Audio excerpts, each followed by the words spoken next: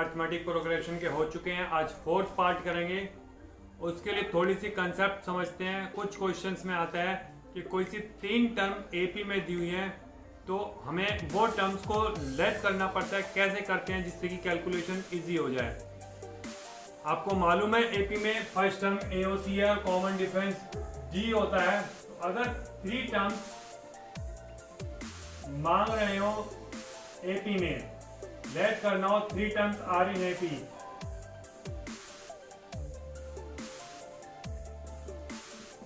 तो हम हमेशा लेट करते हैं A minus D first term, second term A और third term A plus D. समझ रहे हैं? अगर हमें दिया हो 3 टर्म्स एपी में क्वेश्चन है और हमें वहां पर एज्यूम करने की जरूरत पड़ी है, तो वहां पर हम ए माइनस डी ए और ए प्लस डी एज्यूम ही करेंगे। अगर 4 टर्म के लिए देते हैं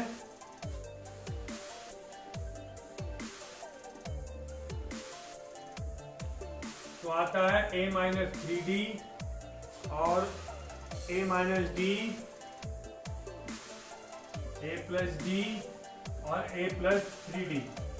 अगर ये हमें 4 टर्म्स कंसिडर करनी होती है, एज्यूम करनी होती है, तो ए माइनस 3d, ए माइनस डी, ए प्लस डी और ए प्लस 3d देते हैं। अगर हमें 5 टर्म्स करनी हो तो देते हैं ए माइनस 2d,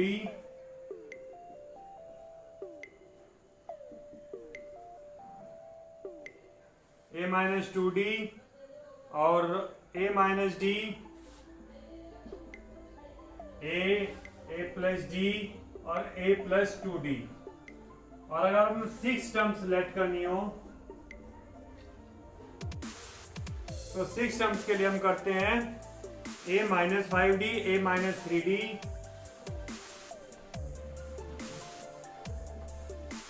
फिर ए माइनस डी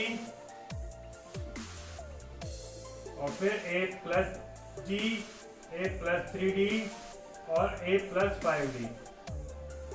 इस कॉम्बिनेशन को अगर आप लर्न कर लेते हैं तो इस कॉम्बिनेशन के अकॉर्डिंग हम एज्यूम करते हुए 3 टर्म्स 4 टर्म्स कैलकुलेशन इजी पड़ती है। वैसे तो आप सिंपली मान लें ए प्लस डी, ए प्लस 2d 3 टर्म्स मान रहे हैं तो, लेकिन आप जब अभी क्वेश्चंस की हम प्रैक्टिस करेंगे तो आपको खुद फील होगा, आपको खुद महसूस होगा, आपको खुद एक्सपीरियंस हो जाएगा कि इस तरह से यदि हम टर्म्स इन एपी को एज्यूम कर लेते तो हमारी कैलकुलेशन बहुत छोटी हो जाती है, बहुत ईजी हो जाती है। इसीलिए इस तरह से हमने बताया है। उसके बाद निकालना है अर्थमेटिक मीन।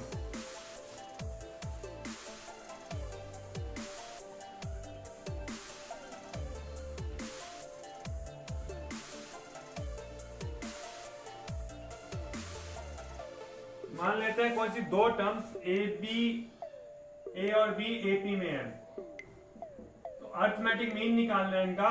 तो अर्थमेटिक मीन ए इनके बीच में होगा और चूंकि ये एपी फॉर्म करेगी तो a minus A equals to B minus A होगा। ये a इधर ले आएंगे तो हो जाएगा 2a equals to a plus B and a equals हो जाएगा आपका a प्लस बी अपॉन 2। ये 2 टर्म्स के बीच का अर्थमेटिक मीन निकालने के लिए फॉर्मूला आता है a equals to a plus B upon 2, और तरीका आपको मैंने समझ आने का बता दिया है। आगे दी हुई properties of an AP.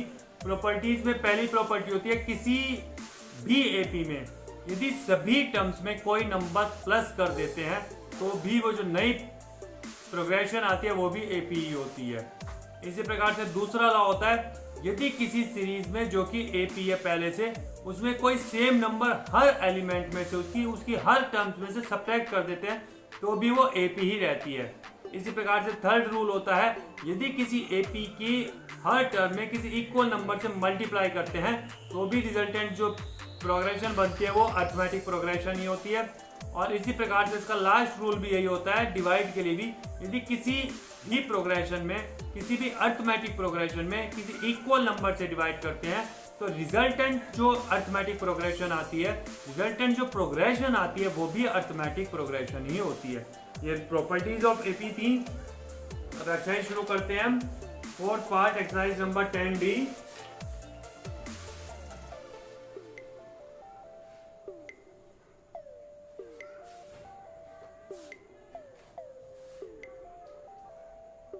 Find 3 numbers in AP whose sum is 24। 3 number हमने आपको बताए थे कौन से मान होते हैं, a माइनस डी, a और a प्लस डी। इनका सम दिया हुआ है 24 एंड प्रोडक्ट दिया हुआ है 440। अभी आपको पता चलेगा कि ये लेट करने से सम कैसे होता है। सम मीन्स इनको सबको प्लस करें, a minus D plus A plus A plus D. यहाँ पर आपका d कैंसिल हो जाएगा और 3a इक्वल्स आ जाएगा 24,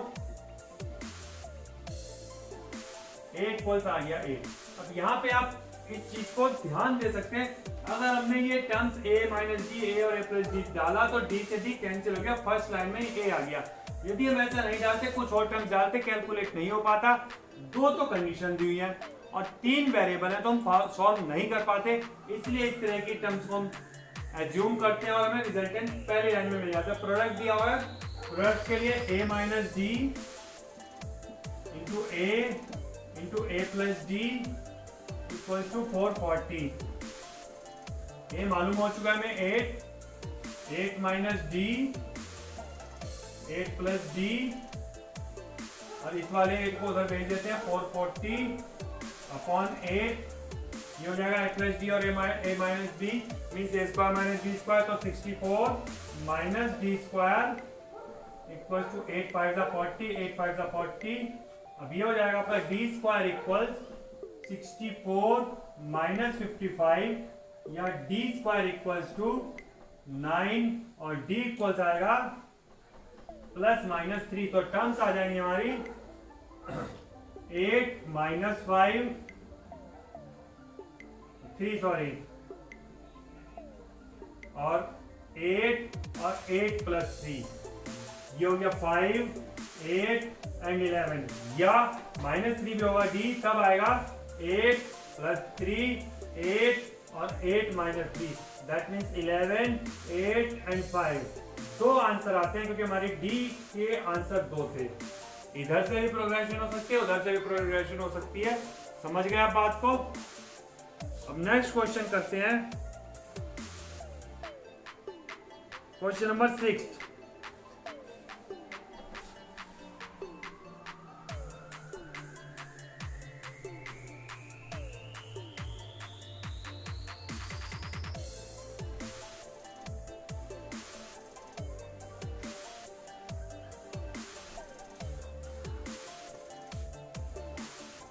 Split 207 into 3 parts such that these parts are in AP and the product of two smaller parts is 4623। ऐसा ही question है जैसे अपने किया है, स्प्लिट करना है 207 को, तो इसका मतलब है s इक्वल टू 207 और AP आपने मान लिया a माइनस डी a और a प्लस डी। ये हो जाएगा आपका, सम करेंगे तो a minus D plus a plus D equals to 207 और यहाँ पर आपका d कैंसिल होगा, 3a इक्वल्स टू 207 और a इक्वल्स टू 207 अपॉन 3 6 18 और 3 9 27, a आ गया 69। आगे कह रहे हैं product of two smaller part, smaller part ये दोनों है, तो a minus D into a equals to 4623। इसको सॉल्व कर लेंगे, a की वैल्यू आपके पास आई हुई है, d आप फाइंड कर लेंगे। आगे मैं क्या बताऊं आपको, अपने आप कर लेंगे, बिल्कुल सेम क्वेश्चन ही निकला। Find 4 numbers in AP whose sum is 20 and whose sum of square is 120। ये भी बिल्कुल ऐसे क्वेश्चन है। Insert one arithmetic between 3 and 13। ये कर लेते हैं क्वेश्चन नंबर 13। अर्थमेटिक मीन कैसे फाइंड करते हैं? वैसे तो बहुत सिंपल है, आप समझ ही गए थे। अर्थमेटिक मीन का फॉर्मूला बताया था a equals to a plus b upon 2। यहाँ पर 3 और 13 के बीच में a अर्थमेटिक मीन बनाना है, तो ये जाएगा 16 upon 2, that means 8 is your answer, correct.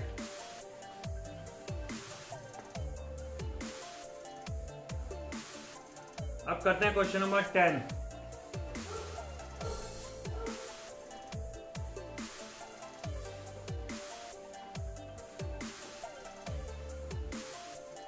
The angles of a polygon are in AB with common difference 5 degree। D दिया है आपको 5। If the smallest angle is 120 degree, यानी कि first 120 degree. Find a number of sides। The number of sides का formula लगाएंगे पहले हम। Sum of angles of a polygon. इसका फॉर्मूला यदि आप बता सके तो बताइए। इसका फॉर्मूला होता है 2n - 4 × 90। यहाँ पे n होता है number of sides,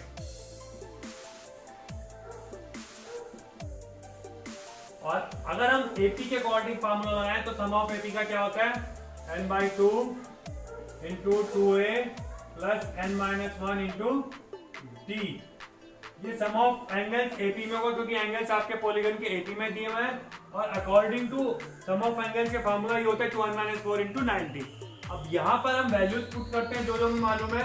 n find करना है, d मालूम है 5 और a मालूम है 120। 2n - 4 × 90 = n/2, 2 × 120 + n - 1 × 5। ये इक्वेशन हो जाएगी। इसको हम सॉल्व कर लेंगे, नंबर ऑफ साइड्स आ जाएंगी। करते हैं, कैसे करेंगे। ये हो जाएगा 2n - 4 × 180 = n 240 + 5n - 5। ठीक है, अभी हम क्या करेंगे, इस ब्रैकेट को भी खोल देंगे।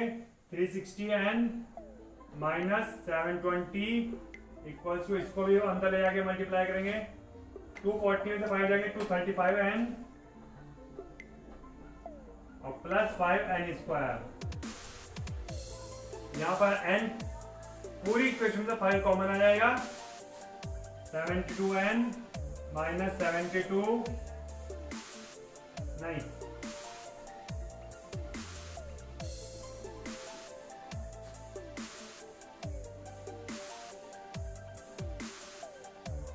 144 = 47n + n²। अब इस सबको एक साइड कर लेते हैं। n² और 47 इधर आके सब्ट्रैक्ट होगा 72 में से, तो 12 में 7 जाएंगे 5 प्लस क्या बचेगा,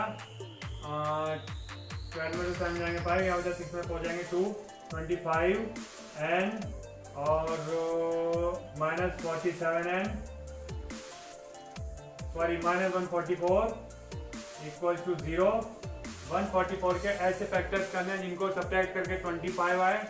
क्या हो सकते हैं,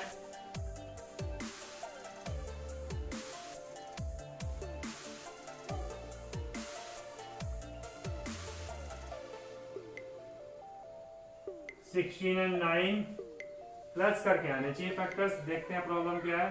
इसको डाला है, माइनस का हो जाएगा, उसको डाल देगा। ये उल्टी हो गई इक्वेशन, ये माइनस हो जाएगा और ये प्लस हो जाएगा। ये हो जाएगा n² - 16n - 9n + 144 = 0। n common लेंगे, n - 16 -9 कॉमन लेंगे, n - 16 = 0। n - 16 कॉमन लेंगे तो n - 9 = 0। दो आंसर आते हैं आपके, n = 16 एंड n = 9। यानी कि उस पॉलीगन के अंदर 16 साइड भी हो सकती है, 9 साइड भी हो सकती हैं। एक्सरसाइज नंबर तो है आपकी। अब करेंगे क्वेश्चन नंबर 11।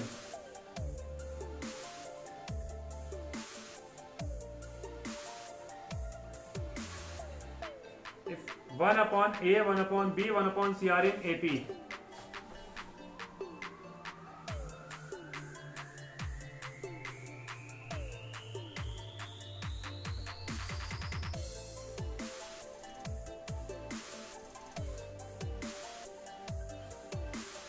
आपको गिवन है 1/a, 1/b, 1/c are in AP।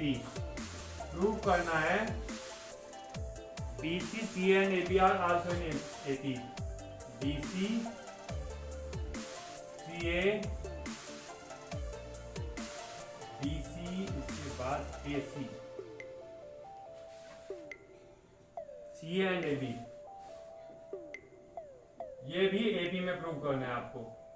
ये आपको गिवन है। आपने अरिथमेटिक प्रोग्रेशन की जो प्रॉपर्टीज पढ़ी थी उसमें पढ़ा था, अगर किसी भी प्रोग्रेशन को, हर एलिमेंट्स को किसी सेम नंबर से यदि हम मल्टीप्लाई करते हैं देन वो प्रोग्रेशन भी AP ही रहती है, उसमें चेंज नहीं होता है। यहाँ पर हम ऑब्जर्व करें थोड़ा सा एक्सपीरियंस करें, थोड़ी प्रैक्टिस करें तो पता चलेगा कि ए बी सी से तीनों को मल्टीप्लाई कर देंगे।